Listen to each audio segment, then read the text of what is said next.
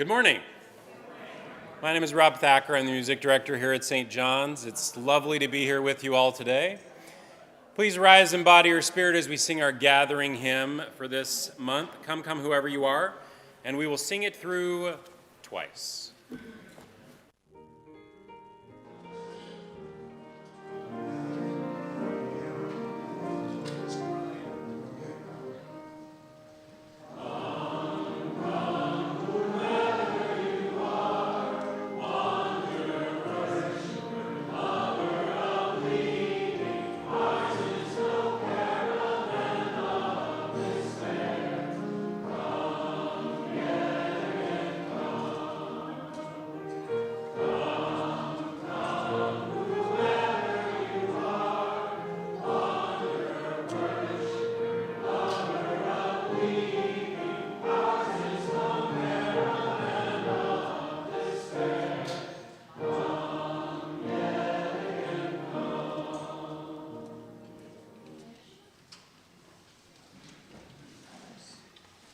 Good morning. We're going to start with announcements this morning. My name is Melissa Rowland. I'll be your worship associate today. We do have a few announcements in your order of service. There is an announcement that is not in your order of service, that there are vases that will be in Carl Pfeiffer during coffee hour up for grabs. The church has far too many, so we're giving them away. So that'll be available in Carl Pfeiffer. Please see your order of service for notices about the men's group and about our joint service with the UUSC. That's on March 1st. Let's see. If you missed the geothermal discussion, I think that was last Wednesday, there is a link that you can follow in your order of service to see the video, the recording of that. And let's see, and Debbie Combs is going to be doing a tour of the building, especially for new members, but anybody who wants to learn more about the building. If you want to turn around and see her waving, there's Debbie. And Bo's right there waving his hand. So look for them after the service if you want a tour of the building. Joetta? I invite my fellow Capital Campaign team members forward, as well as our assistants. Come on, come on.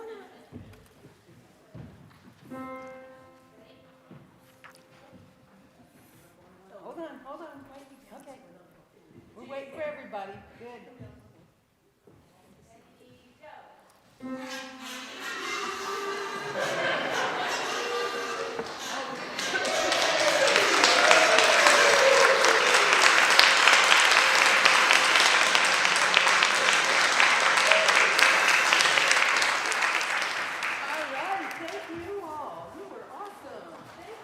Okay, yes indeed, we did it.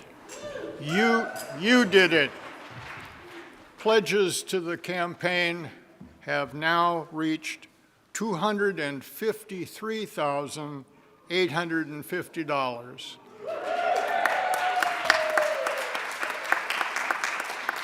And keep them coming. The more you donate, the more we can do. But that means we have met the match and earned the complete $500,000 matching grant from an anonymous member. And with this amazing support from our members and friends, we're going to be able to lean into our commitment to the environment by trying to move to geothermal heating and air conditioning. We're out for bids right now to see if we can do it. And it's going to mean we can move forward with our other projects of updating the kitchen, the kids' areas, our accessibility, and making the improvements to the welcoming area, including ADA restrooms. And plus some of these funds are set aside, designated funds to support enhancing our membership. So we have done it. Thank you all to have pledged. in support of the congregation's master planning and membership development efforts. And as always, when we succeed, we have cake. So the We Did It cake will be out in Crowphi for when we're done. And for those who celebrate, the U.S. hockey team did it too.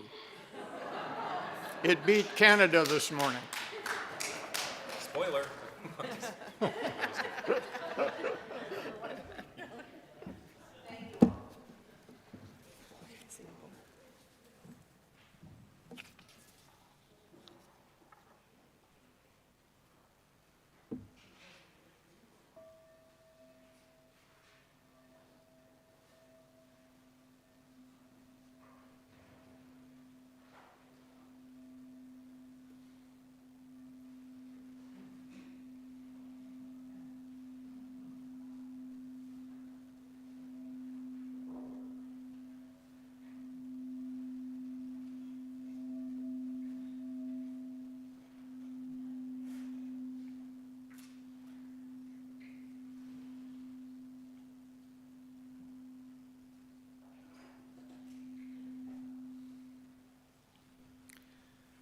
Please join me in the chalice lighting.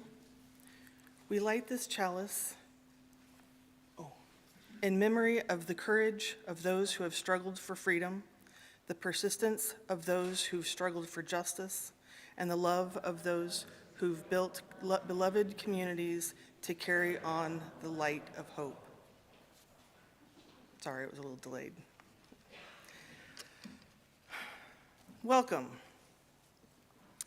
Each Sunday, we gather in community to seek truth, learn about love, and care for one another. As an official welcoming congregation of the Unitarian Universalist Association, we honor and value the racial, economic, cultural, age, physical ability, sexual orientation, and gender diversity of our members, friends, and visitors. A special welcome to visitors this morning. I invite you to stop by the welcome table in our lobby and join us for refreshments and conversation in our fellowship hall after the service. And if you are new here, please look for the yellow or pink contact cards. They're in the seat back pockets and some of the chairs if you look around. There you go. And let us know how to get a hold of you. There are many great things happening at St. John's. Please review your order of service, and you may want to check out the TV in the lobby or bulletin boards in our fellowship hall. Today is a difficult service as it involves looking at a shameful history. But as George Santana said, those who cannot remember the past are condemned to repeat it. And with the current efforts to remove history from our national parks and other public spaces, perhaps a little remembering is necessary. However, we have good news. Last Monday, a federal judge ordered the administration to restore displays discussing slavery at the site in Philadelphia where George Washington lived as president. In a 40-page opinion, U.S. District Judge Cynthia Roof of the Eastern District of Pennsylvania compared the display's removal last month to the government mind control employed in George Orwell's famous novel, 1984. Yeah. Now, please put your cell phones in church mode. And again, welcome to St. John's.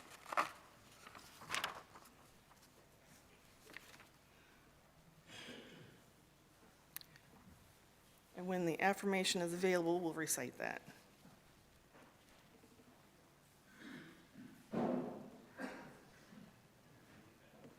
Oh, there we go.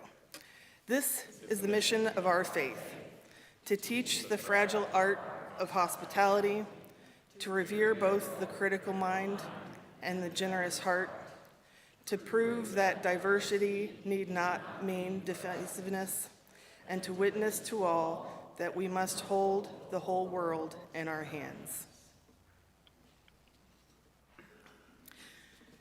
Each week, we make time in our service to ground ourselves in what we value.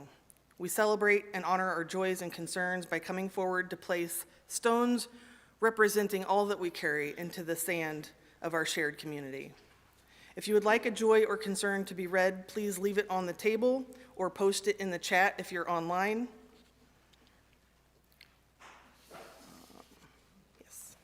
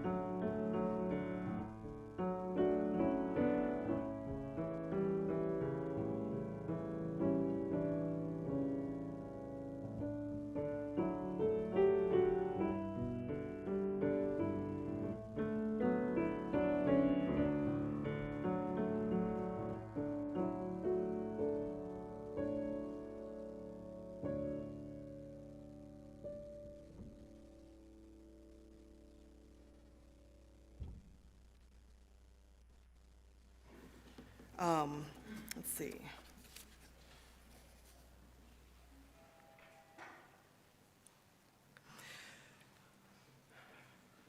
So Judy Cirillo, a longtime member, but it's been a while. She moved away, so she has been away from us for a while. But she did pass away on February 8. She was active in choir and an active member here for quite a long time. Tracy Hillrich has a sorrow. Please send warm, loving thoughts for my cousin's family. This morning, Daryl Thacker passed away from pancreatic cancer.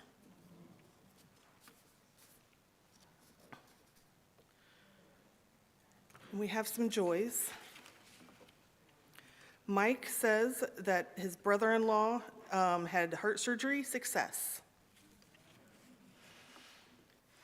Claire and Chris Wagner, we have a great joy of having attended the wedding of our older son, Cal, and his bride in Sydney, Australia 2 weeks ago. We're so happy to have Millie as a daughter-in-law. Alicia Rosalot has a joy for being a part of religious exploration. My heart is filled when I hear of the wonderful lives of our former children, now adults, are living. I have hope and love for our current children. And to that note, Monica Pellman says her daughter, Joellen Pellman, received the HRC Cincinnati Visibility Award last night at the HRC Gala.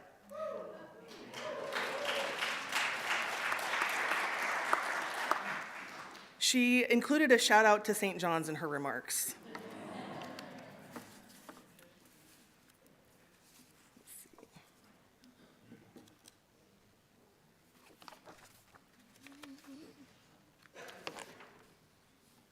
Let's see.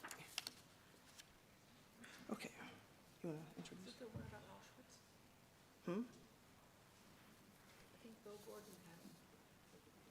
We're at Ellie's song. No, I mean, did Belle Gordon send Daughter Joy an announcement about Auschwitz? Yes. Maybe he didn't.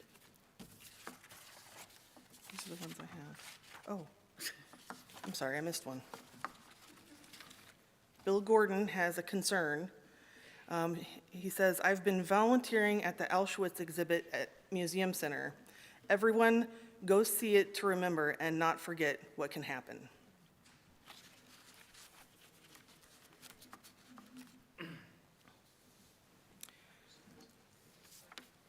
Okay.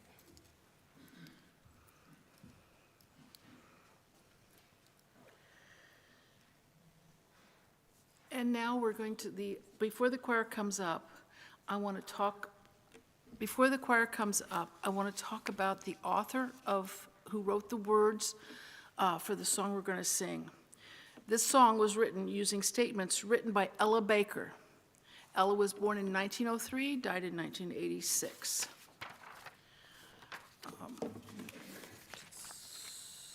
As a child, her grandmother told her stories as a slave, her grandmother was a slave, told her stories of slave revolts and how she, the grandmother, was beaten for refusing to marry the man her owner had picked for her. Ella was an important civil and human rights activist. She was involved in many social activist organizations, including NAACP, as a field secretary and director of branches. She helped Martin Luther King Jr. with his new organization, the Southern Christian Leadership Conference, and ran the Crusade for Citizenship, a voter registration effort. In 1960, she co-founded SNCC, Student Nonviolent Coordinating Committee. SNCC emerged as one of the foremost advocates for human rights in the nation, organizing sit-ins, freedom rights, and the 1964 Freedom Summer. Her whole life was dedicated to human rights. And now, choir, come on up.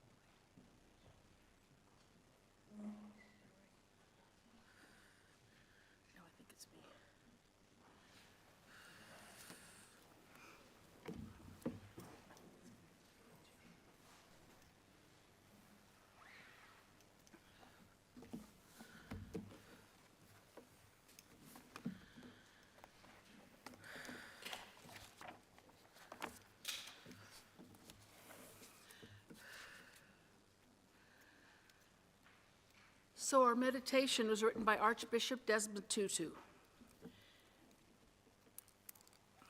He lived 1931 to 2021, and he was a renowned South African Anglican cleric known for his staunch opposition to the policies of apartheid.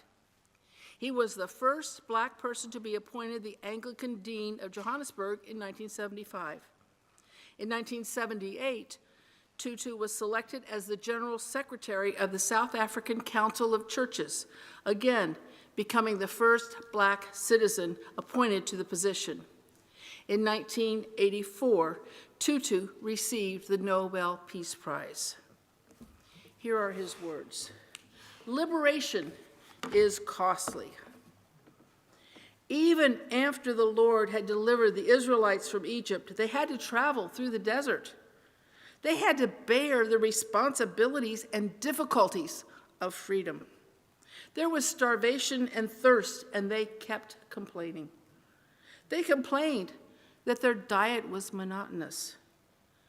Many of them preferred the days of bondage and the flesh pots of Egypt. We must remember that liberation is costly. It needs unity. We must hold hands and refuse to be divided. We must be ready. Some of us will not see the day of our liberation physically, but those people will have contributed to the struggle. Let us be united. Let us be filled with hope. Let us be those who respect one another. And now, would the children like to come forward for a story?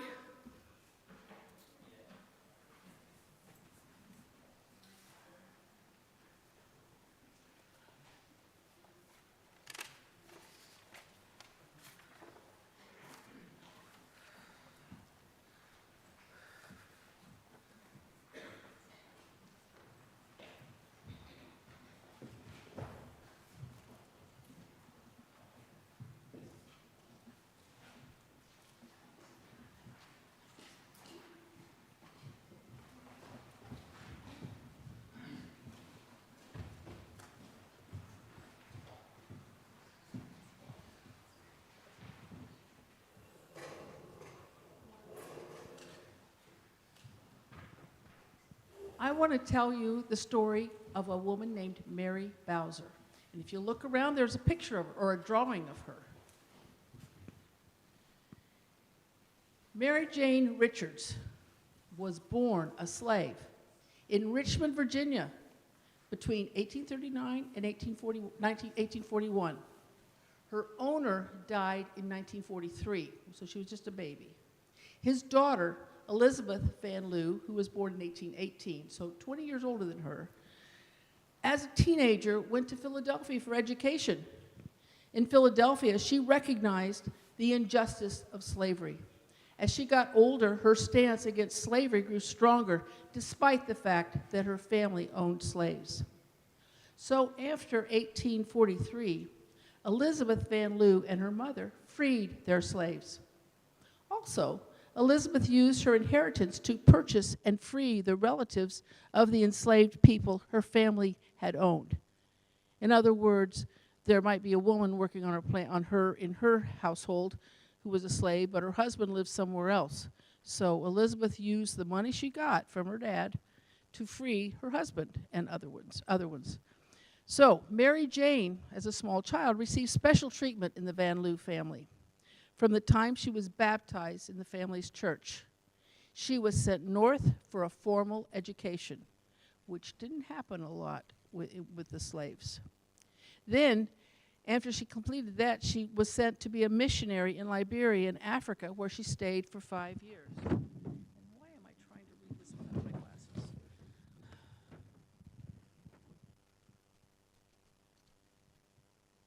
She came back to Virginia in 1860, when she was approximately 20 years old. She was immediately arrested, probably due to a law that prohibited black Virginians from returning to the state if they had lived in a free state or received an education. She spent 10 days in jail before Elizabeth paid her bail. In April 1861, she married a fellow servant.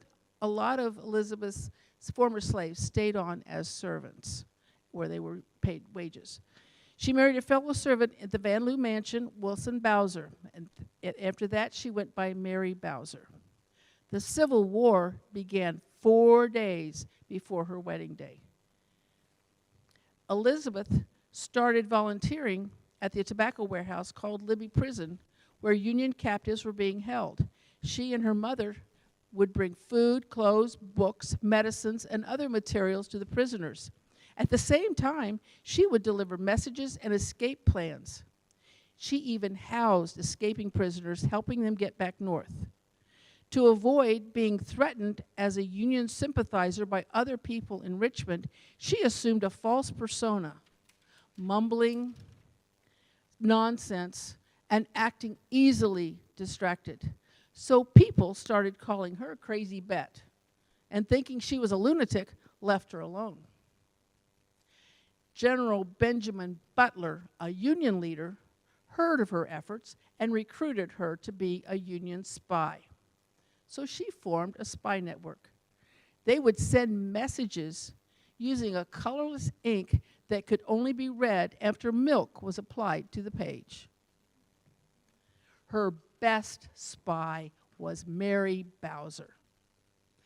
The Van Loos hired her out to the family of Jefferson Davis. To be a full-time, Jefferson Davis was the president of the Confederacy, okay? Jefferson Davis, to be a full-time servant in the Confederate White House. This hiring out was a common thing for slave owners to send their slaves to work for others. So it was just done. Jefferson Davis thought she was just an illiterate slave. Mary swept and dusted and listened to conversations and read the plans and documents that were laid out or hidden in desks. She remembered what she had heard and read and reported her findings to Elizabeth, who sent the information to the Union. She worked there for most of the war. Her information was very important in helping the Union win the war. President Davis knew that his administration had a leak, that someone was giving information to the Union generals, but he never figured out who it was. To keep from being found out, the two women needed to fool the society around them. They let others think them senseless and stupid. In that way, Crazy Bet and Mary worked together to bring down the Confederacy from the inside out. Can you imagine being a maid, going in, and while you're dusting and sweeping and whatever other chores, you are listening to other people who are talking around you and don't think that you have a head on your head to know anything? Can you imagine that? Can you imagine secretly reading documents that Jefferson Davis left on the table? Because she was illiterate. She wasn't going to know anything. Can you imagine that being a spy like that? Yeah. Yeah? I don't know, that's hard to imagine, but there you go. I'm sorry? That's the end of the story. Well, all of her messages were destroyed, so we don't know exactly what information that she passed north. Just things that Bet wrote in her diary about how helpful she was, and there's not a lot more known.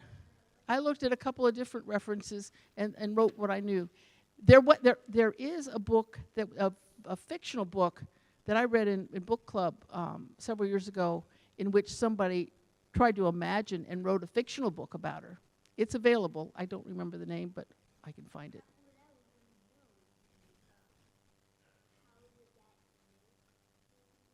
Oh, you know what?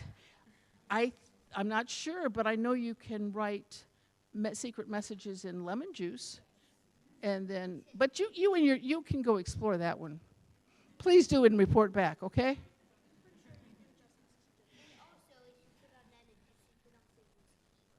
And that's what I know about lemon juice and heat. I'm not sure what they wrote in to make it seen in milk. I didn't research it. Sorry. You'll have to do that research for me. But thank you so much. And now we're going to sing the children out.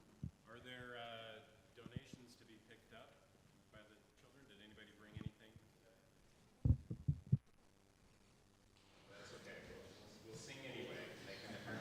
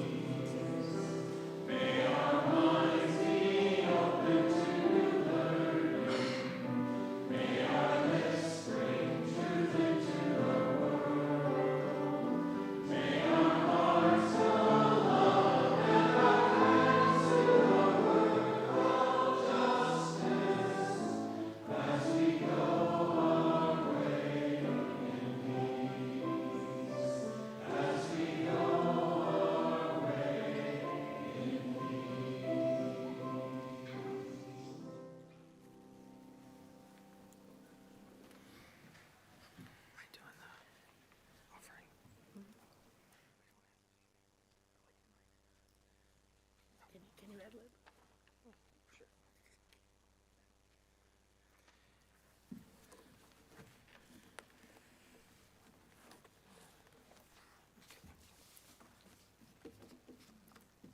I'm missing the script for the offering. So I'm going to ad lib.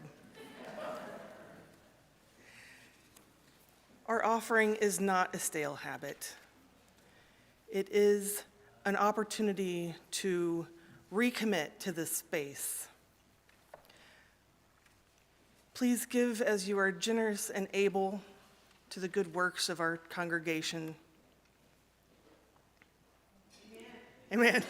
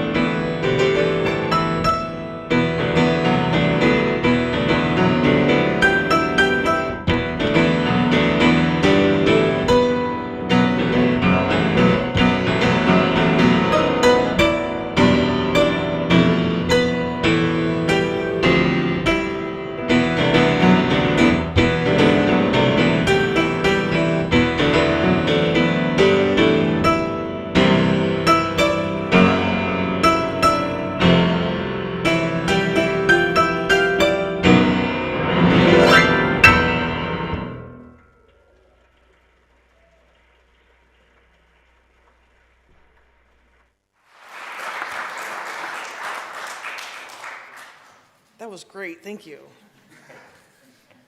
Powerful. Our reading today in your order of service says it's an 1880 Indiana newspaper article. It recounted a story from slavery times, and while it illustrates the despair of a woman suffering the degradation of slavery, it's quite graphic, so we're not going to read it today. Instead, we have a poem by Frances Ellen Watkins Harper. She lived from 1825 to 1911. She was born in Baltimore. Yeah, there she is, yeah. She was born in Baltimore, a poet, fiction writer, journalist, and activist, the only child of free African-American parents. She was raised by her aunt and uncle after her mother died when Frances was 3 years old. She attended the Watkins Academy for Negro Youth, a school run by her uncle until the age of 13, and then found domestic work in a Quaker household, where she had access to a wide range of literature. After teaching for 2 years in Ohio and Pennsylvania, she embarked on a career as a traveling speaker on the abolitionist circuit. She helped slaves escape through the Underground Railroad and wrote frequently for anti-slavery newspapers, earning her a reputation as the mother of African-American journalism. Her poem, The Slave Auction. The sale began. Young girls were there, defenseless in their wretchedness, whose stifled sobs of deep despair revealed their anguish and distress. And mothers stood with streaming eyes and saw their dearest children sold. Unheeded rose their bitter cries while tyrants bartered them for gold. And mother, with her love and truth, for there in stable forms may dwell, gazed on the husband of her youth with anguish none may paint or tell. And men whose sole crime was their hue, the impress of their maker's hand, and frail and shrinking children too, were gathered in that mournful band. Ye who have laid your loved to rest and wept upon their lifeless clay, know not the anguish of that breast, whose loved are rudely torn away.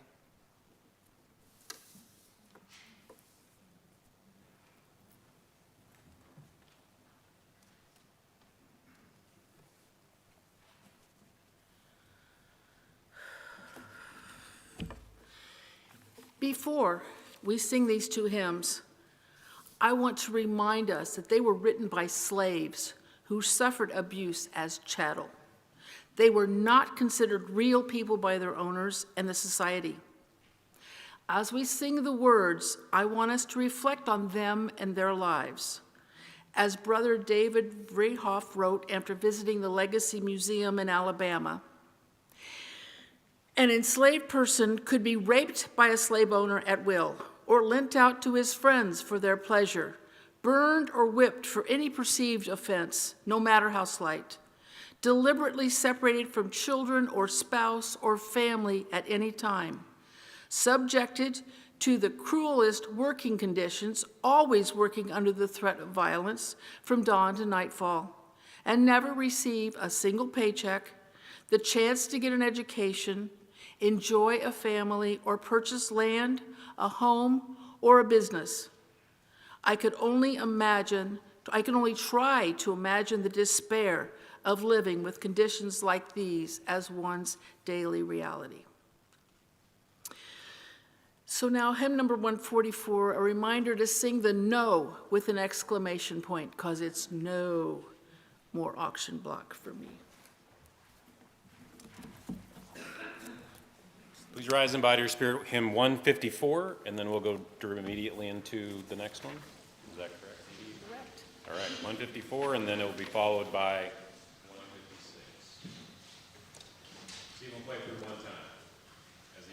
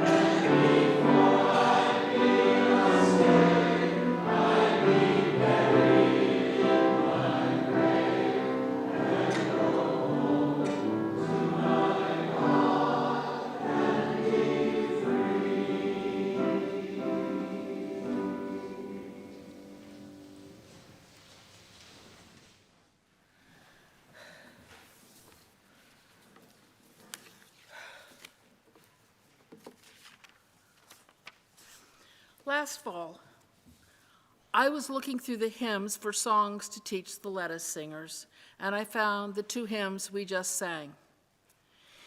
Being in our hymnal means that the UU editors in 1993 thought it was important to include them. It is part of the history of the U.S. However, I don't feel that we should sing them unless we put them into context. This service is about context. This is a very difficult subject, and I've had a challenging time with this service. In fact, I've almost wished I hadn't put forward the idea last fall. I saw a t-shirt which said, "Slavery is white history. How we survived it is black history." That, to me, sums up why it is important to know the history. With the arrival of slavery to our shores, there have always been resistance. Far from being compliant, Wikipedia has documented 8 rebellions between 1607, which marked the first settlement, until 1775. There are 4 known mutinies on vessels along the southern and eastern coast. That doesn't count Middle Passage, whatever happened. This is along our shores. 4 known mutinies.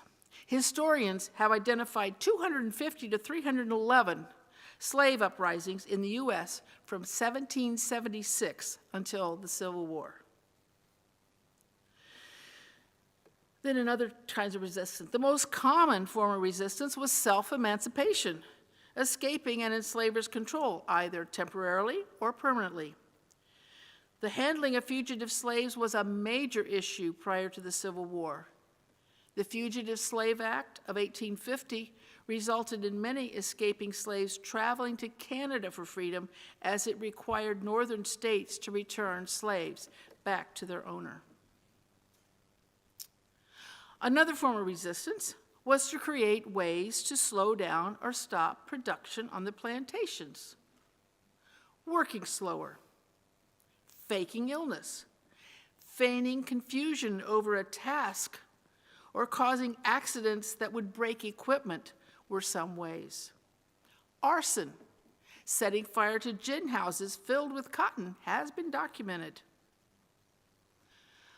A slave learning to read and write was another form of resistance. They would use code songs to communicate important information. Stealing food to feed their families was an act of survival. The Underground Railroad and its many conductors and safe houses began in the 1780s and persisted until 1863 with the Emancipation Proclamation.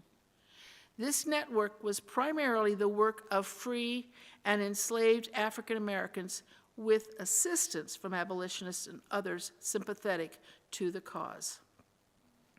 Finally, if conditions were really dire, there was suicide, infanticide, self-mutilation, such as cutting off a hand to render themselves unfit for sale. All of these occurred and have been documented. The effects of 250 years of slavery are still being felt today. Resistance is still necessary. Now, to change the subject, as many of you know, my daughter-in-law is from South Africa. Pumla Mtikaza Pamla is Xhosa and grew up in the Transkei homeland in what is now called Eastern Cape. Her relatives have accepted me as family. And by the way, the hat I'm wearing is a traditional Xhosa hat called a duk, but I digress. Speaking of apartheid, I had thought that it had been, before meeting her family and knowing a little more about South Africa, I had thought that it had been an institution from much earlier. But in 1948, the National Party won control of the government and codified the nation's long-present segregation and inequality into the official, rigid policy of apartheid. Apartheid was a system of institutionalized racial segregation characterized by an authoritarian political culture that ensured that South Africa was dominated politically, socially, and economically by the nation's minority white population. White citizens held the highest status, followed by Indians, then by colored. Those were people of mixed race, or there was the Quaison, and there was some, they were an actual individual group, and Africans, the ones that were definitely still tribal, in that order. Housing, public facilities, and social events were segregated. Employment opportunities were limited according to race. The first apartheid law was the Prohibition of Mixed Marriages Act in 1949, followed by Immorality Amendment Act 1950. The Population Registration Act in 1950 classified all South Africans into those four groups based on appearance, known ancestry, socioeconomic status, and cultural lifestyle. In 1953, the government passed the Bantu Education Act, a law that lowered the standards of education for Black South Africans to ensure that they only learned what was necessary for a life of servitude. The government spent 1/10 as much money on the education of a Black student as on the education of a white one, so classes were highly overcrowded. Between 1960 and 1983, 3.5 million Black Africans were forced into homelands called Bantustans, the largest forced evictions in modern history. Once in a Bantustan, they were to lose their South African citizenship. The fight against apartheid was led by many activists and organizations, including the African National Congress, ANC, with leaders including Nelson Rolihlahla Mandela, who spent 27 years in prison before becoming the first Black president. Desmond Tutu, who advocated for nonviolent resistance and international sanctions.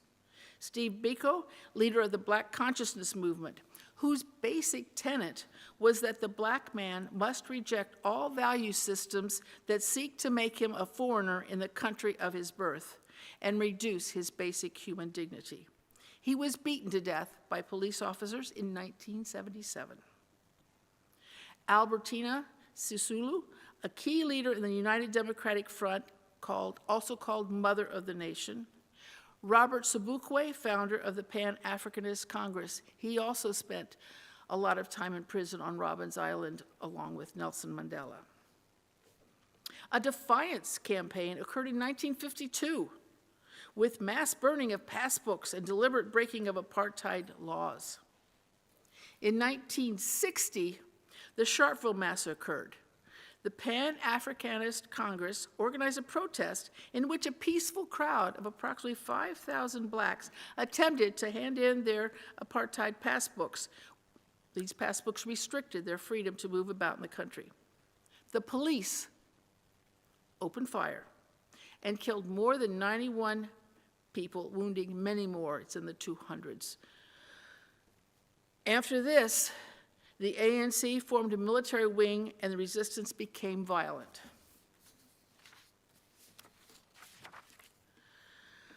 I visited the Apartheid Museum in Johannesburg. And when you go there, they give you a ticket. You're either white or black. It's written in Afrikaans. And Pumla bought 3 tickets, me, Pumla, and Koliswa. And she handed me 2, a white and a black. So I gave Koliswa the white one, and Pumla and I had black ones.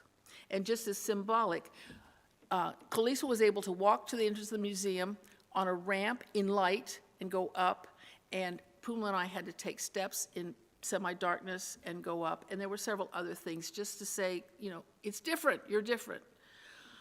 But one thing that amazed me was the proliferation of apartheid laws. A law would be promulgated.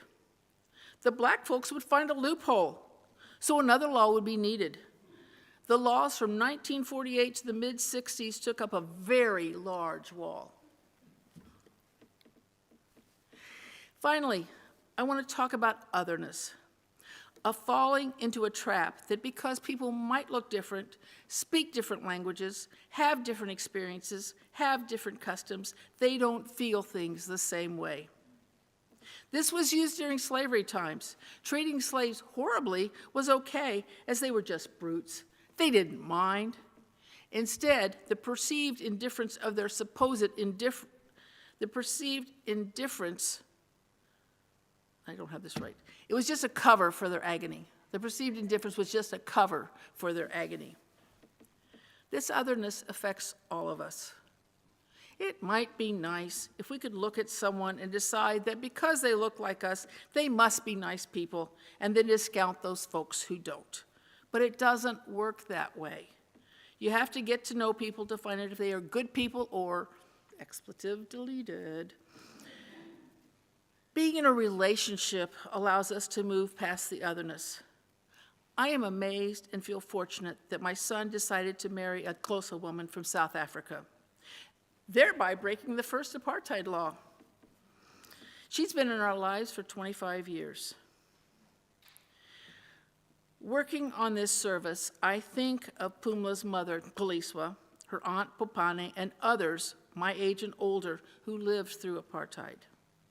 Pumla was 13 when Nelson Rolihlahla Mandela, I got to say that word because my son made me learn his real name.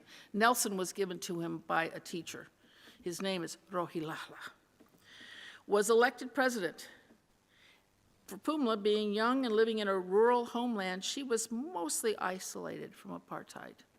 The real revolts occurred in the homelands that were next to big cities, such as Sharpeville, which is next to a city I can't pronounce because of the V, Soweto, which is next to Johannesburg, Khayelitsha, which is next to Cape Town, where the injustices were in their face all the time. And in closing, of course, I think my Xhosa family looks just like me.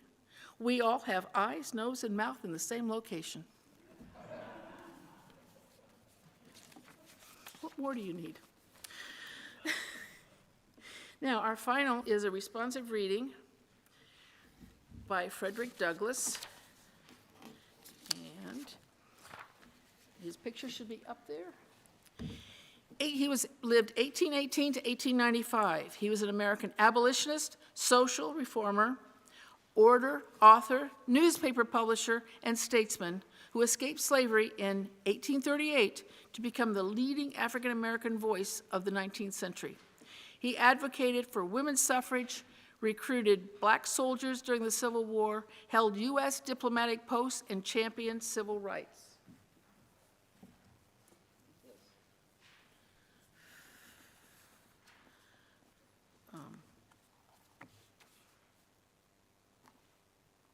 Number 579.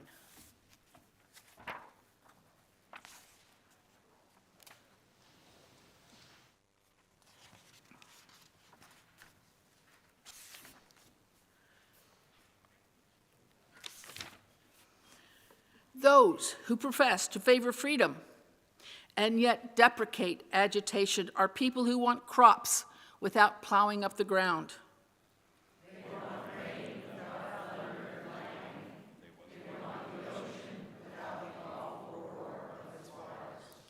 This struggle may be a moral one, or it may be both moral and physical, but it must be a struggle.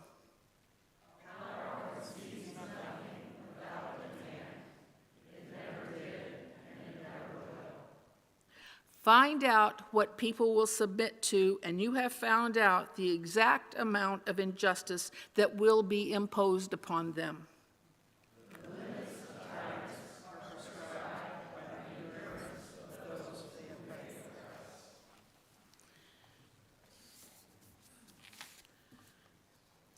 And finally, we have hymn number 172. It's written in Zulu, and I reviewed the pronunciation with Pumla the other day so that I can hopefully pronounce it correctly. The PH is a hard P. Sip Amandla Ngosi. And Ngosi means God. And I don't expect you to do a click and sing at the same time. I can't. I can only do a click when I talk. Wokunge sabi, sip amandla nkosi, siya wadinga. And those words translate into verse 3 of our song.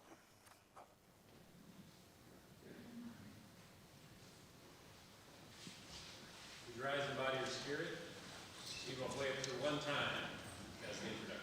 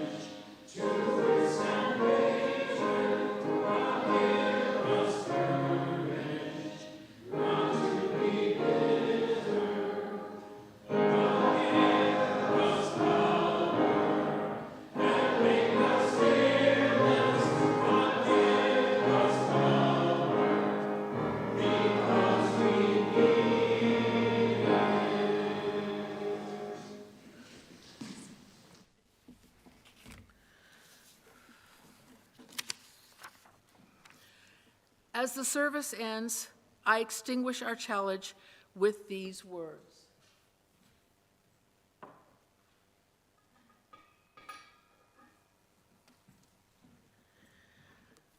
We shall overcome when we can truly celebrate the diversity of contributions and talents offered by all people.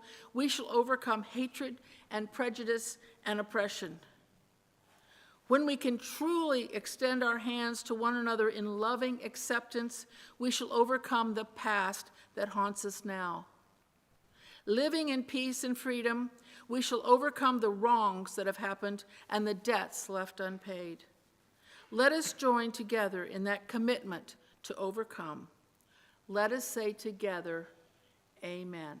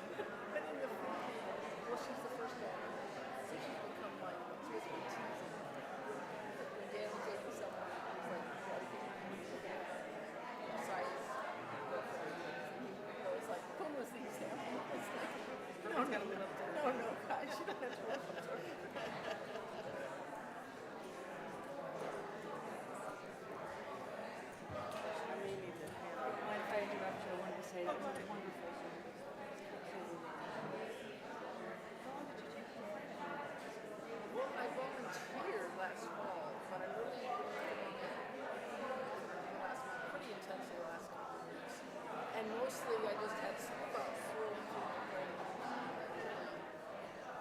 I did some modifications this morning, but I wrote the last end of it yesterday. Because it's hard. I was really should go get